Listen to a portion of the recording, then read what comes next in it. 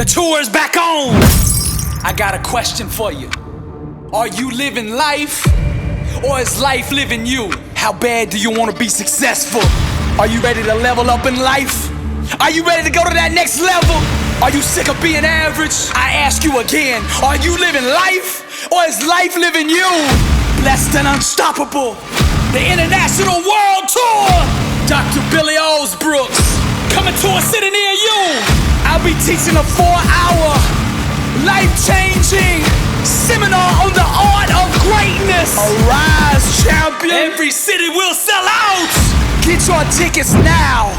We are kicking the tour back off June 14th in Los Angeles, California. We are coming to 20 cities between now and the end of the year. And we ain't stopping there. We're taking a message to Europe, October 25th, London. Get your tickets now at blessedandunstoppable.com. When I was growing up, my daddy struggled with alcohol. He was in and out of recoveries and rehabs and going to AA, and at every meeting they used to say this prayer: God, grant me the serenity to accept the things that I cannot change, the courage to change the things that I can, and the wisdom to know the difference. A little soldier, grew up on days of wine and roses. It ain't no fun growing up an alcoholic son. Hard time, cheap wine, so embarrassed, too much for a little boy to carry. A little soldier, grew up on days of wine and roses. It ain't no fun growing up an alcoholic son. Hard time, cheap wine, so embarrassed, too much for a little boy to carry. My eyes were open as a teen to some things I shouldn't have seen. Daddy in the rehab, sitting right next to dope fiends.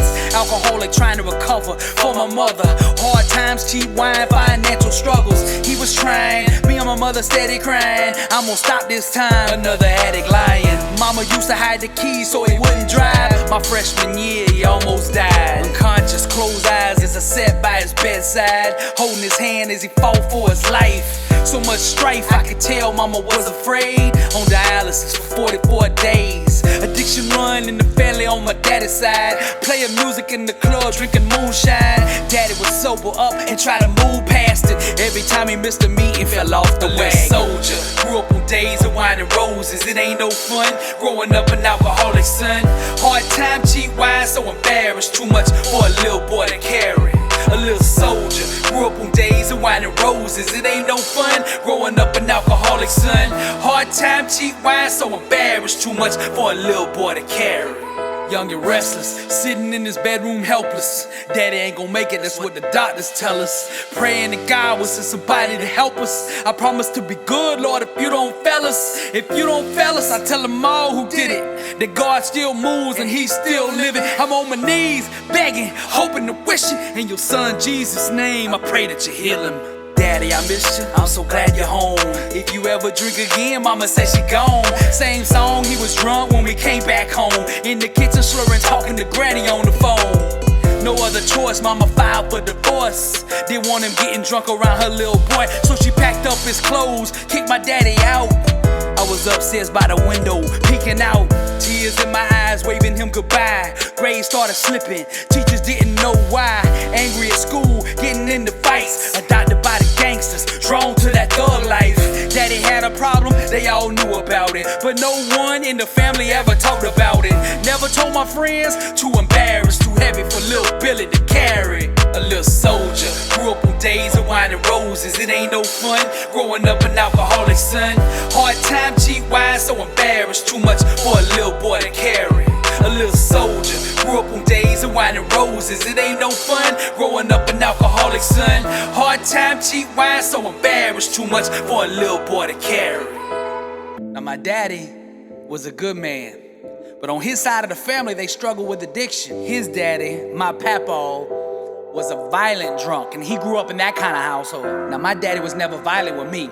Alcohol did not affect him that way. Him and all my uncles, they played music. So they were in a club every single night drinking. My uncles could drink all night, get up the next day and go to work. My daddy couldn't do that. If he had one drop of alcohol, that was it. He couldn't stop. He would drink and drink and drink until he was completely incoherent and pass out. Then he'd sleep for 8 or 10 hours, wake up, still in that state, and continue to drink. And he would do this for 2 to 3 weeks. And the only way he would stop is me and my mama would hide all the money and hide the keys to his car. But even then, he'd still find a way. He'd scrounge up pennies, dimes, and nickels around the house and go get some more. By the time I was the age of 9 until my senior year, my daddy lived this cycle over and over and over. He would be sober for 2 months, miss a meeting, and then fall off the wagon. When he sobered up, he'd go get another day job. Everywhere he worked, they loved him. He was always on time, he was loyal, he had a great personality, he could sell, so he could always get a job. But you could almost mark it down on the calendar. 2 weeks into that job, he was gonna fall off and get into this drinking cycle. The boss man would call, wondering why daddy hadn't showed up for work, and my mother would cover for him. She would say he was sick, which he was. So when he got back on his feet, he'd go back to that job, and then 2 months later, this thing would happen again. And by that time, the employers would start to figure out that my daddy had this issue. It was really heavy on me and my mother trying to keep this secret. It's like, you know, the embarrassment. You don't want your friends to know, your family to know, the coworkers to know. So we were constantly putting on this mask that everything was okay. I really love my daddy, and we had such a great relationship when he wasn't drinking. But I remember back to my freshman year, I was playing my first game of high school football, and I intercepted a pass and ran it 40 yards for a touchdown. And I remember looking up in the stands, and my daddy wasn't there, because this was during that 2-week cycle where he was struggling with addiction. I remember other times when he actually was at the game, but he was up there drinking. And I'm out on the field more worried about what he's saying to my friends' parents and the people that he's sitting around than I am about the game that I'm playing. In high school, it's just not cool to have a drunk father showing up at your events. This other time, I was in middle school in a karate class. I knew something was off with my daddy that day, because normally he came in and watched me during the practice. But this day in particular, he dropped me off and left. At this time, for my age group, I was the state champion. So all eyes were on me when I was at practice. All the kids looked up to me, all the adults looked up to me, all the parents watched every single thing I did. That day, 30 minutes after my daddy dropped me off, he came back. He came through the door, stumbling, completely incoherent, fully intoxicated, with blood all down his face and all over his shirt. I'm struggling with all these different types of emotions. For one, I'm worried, like, what happened to my daddy? Are you okay? Number two, I'm embarrassed. Everybody's looking at us saying, what's going on? And number three, I'm trying to get out of there. I wanted to crawl under a rock and hide. I don't even know how he made it in the door. He was completely incoherent, could not speak. It looked like he had fell and busted his head, because he was bleeding all down his face, all on his shirt, all on his pants, completely reeking of alcohol. I put his arm over my shoulder, and he's stumbling all the way to the car. And all the other little nosy parents were looking out the window, shaking their head. I can still remember how they were looking at me. They were all looking at me from inside. Not one of those parents came out there to help me. I just had to get out of there. I knew daddy couldn't drive, but I'm too little to reach the gas pedal. So I got in my daddy's lap to steer. And I would tell my daddy when to push the gas and when to push the brake, as he would fade in and out of consciousness. We lived in Dallas back then, and it was about 20 miles to where I lived. So we rode through rush hour traffic about 20, 30 miles an hour all the way home. Nobody can tell me that God don't exist, because he was protecting me even way back then. Us getting back to the apartment was only half of it. By the time we pull in, my daddy is completely passed out. And of course, all the little kids and parents are outside playing the day that this happens. I am hoping that I can get inside to tell my mother what's going on and get back out to the car before all these kids realize that my dad is passed out in the front seat of the car. Now, my mama didn't know any of this was going on. I didn't want to sit back at the karate school for 30 minutes for her to come get us while my dad was in the state with all those people looking at us. So I run in, I say, Mama, come help me. We gotta get daddy, he's in the car. She's like, what do you mean? I said, he's pulled another drinking episode. He is drunk and passed out in the car. She said, how did you get home? I said, I drove. Oh, she was livid. I told her, we don't have time to talk about that right now, Mama.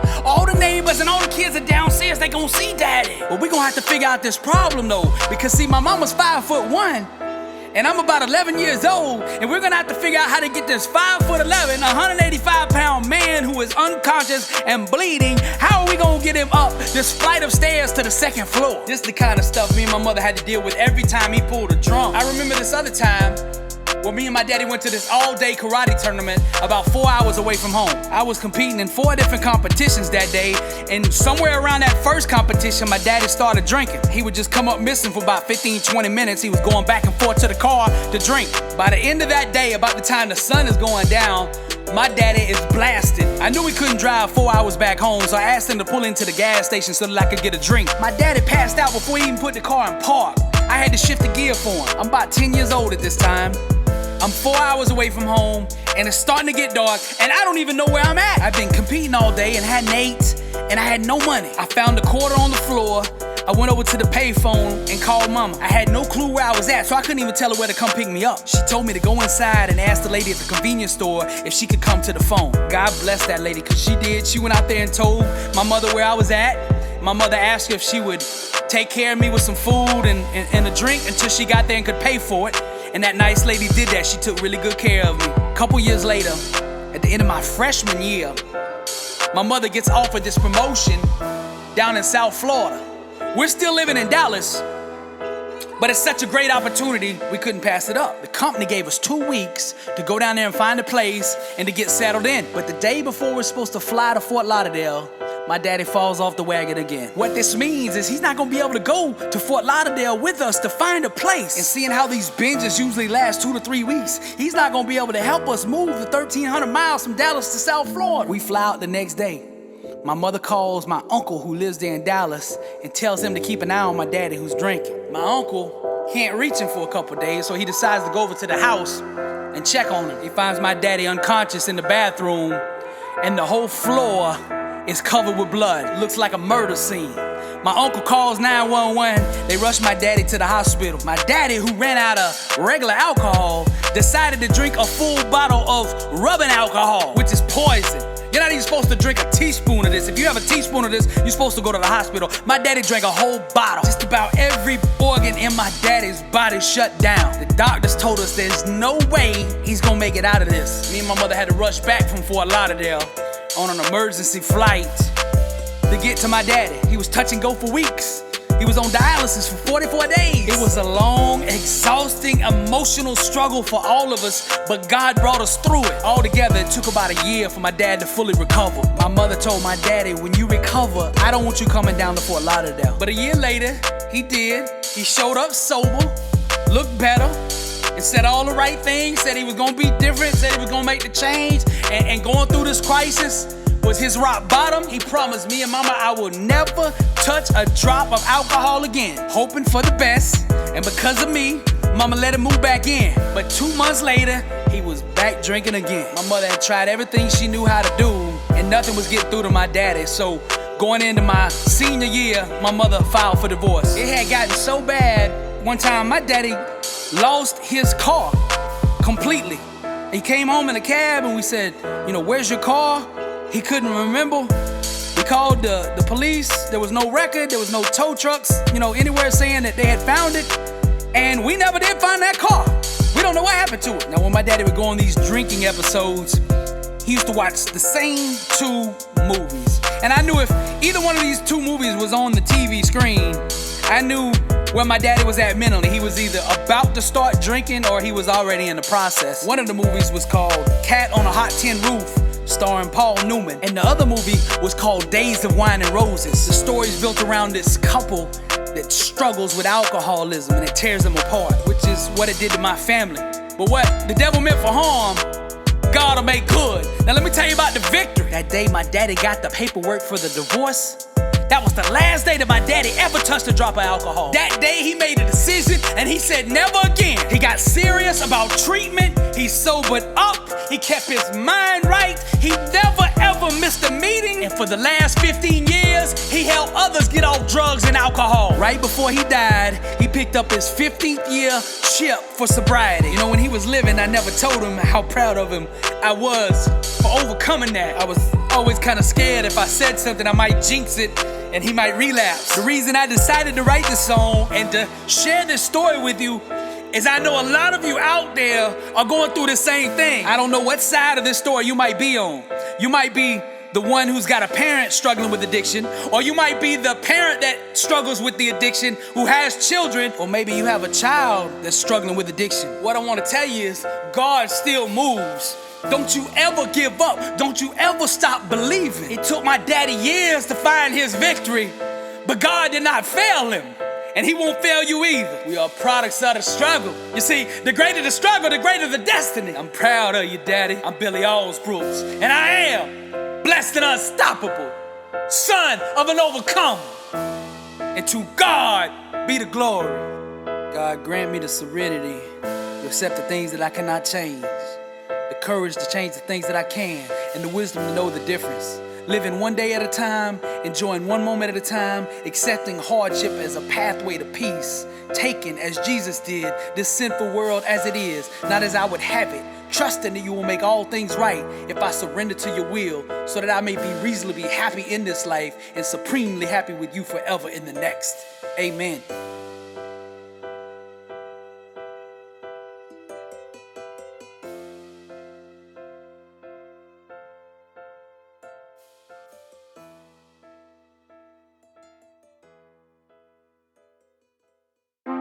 The struggle is real, but you know you were meant for more. That dream that's on the inside of you just won't shut up, 'cause you know you were meant for more. You've always been different. They never understood you. They've always doubted you, 'cause you're different. But you know something that they don't know. You know, to be successful, you cannot follow the masses. You gotta be different. And you are bold enough to be you. You've always been different. Success ain't for everybody. B7U clothing. Wear your identity.